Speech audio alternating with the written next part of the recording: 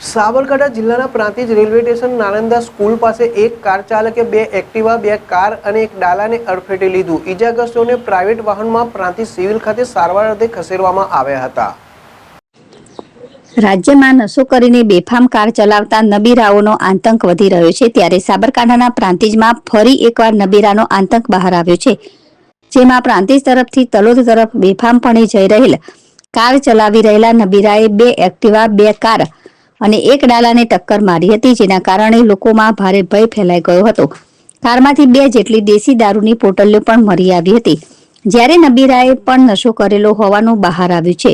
નબીરાએ સર્જેલા અકસ્માતમાં સ્કૂલેથી ઘરે જતી એક્ટિવા સવાર વિદ્યાર્થીને ઘાયલ થઈ હતી, જ્યારે અન્ય એક એક્ટિવા ઉપર રાસલોડ ખાતે જઈ રહેલ સારા બનેવી ઘાયલ થયા હતા. તમામ ઈજાગ્રસ્તોને પ્રાઇવેટ વાહનો મારફતે પ્રાંતિજ સિવિલ ખાતે સારવાર માટે ખસેડવામાં આવ્યા હતા. તો પ્રાંતિજ પોલીસે આરોપીને પકડી વધુ તપાસ હાથ ધરી.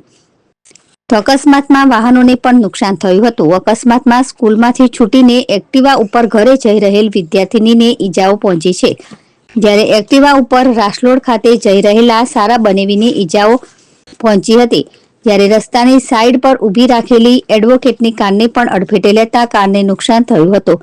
જ્યારે બાયના મુવાડાના પૂર્વ સરપંચની કારને પણ અડફેટે લેતા કારને નુકસાન થયું હતું. તો અકસ્માતને લઈને પ્રાંતિજ પોલીસ તાત્કાલિક ઘટના સ્થળે દોડી આવી હતી અને રોડની બંને સાઈડમાં થયેલ ટ્રાફિક દૂર કર્યો હતો અને કાર ચાલકને કારમાંથી નશાની હાલતમાં લથડિયા ખાતો બહાર કાઢ્યો હતો.